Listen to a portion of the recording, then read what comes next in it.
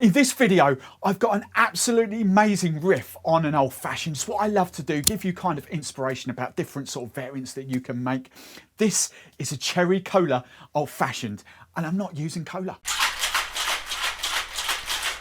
The old fashioned to me is one of those awesome cocktails. It's so simple, so easy, and it's the cocktail that's got me into whiskey. I've made no bones about it on this channel. I'm not a huge whiskey fan. It's only been 25, 26 years of my career. I've never really been able to handle whiskey as such. I still can't handle Scotch, definitely can't handle some of the malts.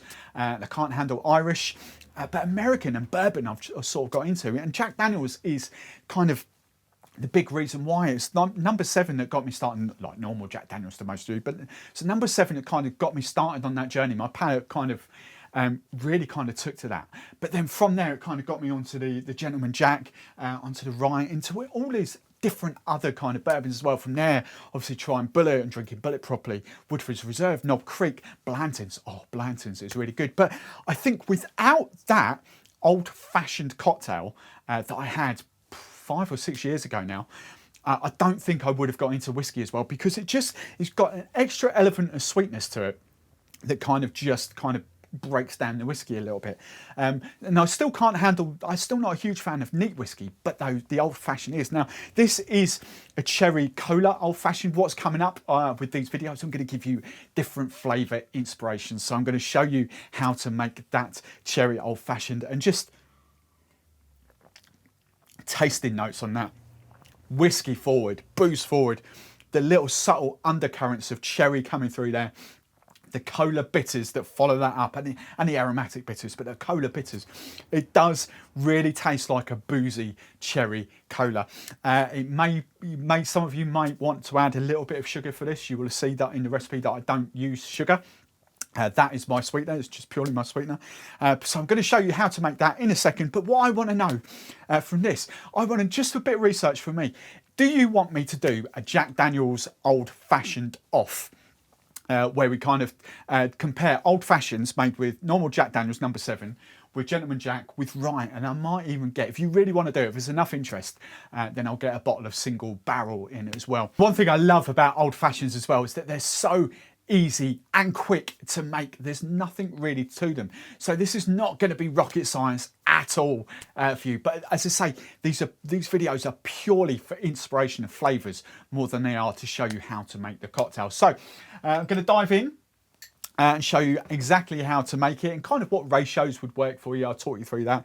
As you can see, for this, we're going for just normal number 7, just normal Jack Daniels. You know, most people in the UK would know that as Jack Daniels, but it's number 7, old number 7. I'm going for some cherry Heering, cherry liqueur, and I'm going for 2 different types of bitters. I've got Miss Betty's Bitters, Kola Bitters, and I've got some aromatic bitters as well. So very quickly and easily diving in. And I'm going to work in US ounces. I think ounces work very well for this. So I'm going 60 ml double bubble of your favourite whiskey, your favourite bourbon, your favourite American, whatever. Let me know as well if you use what your favourite bourbon is for old fashions, favourite whiskies. So 60 ml, 2 ounces of that. I'm now going for 15 ml of my cherry liqueur. Now notice I've got no sugar added to this at all. This will be my sweetener, so there's no sugar or anything going in this, so just sweet enough from the liqueur. I'm going for these are great. I haven't really used these too much on there. I've had them for about 6 months maybe now. I've not really used them. These are Miss Betty's Bitters, Kola Bitters, and they really do, they're clear in colour, and they really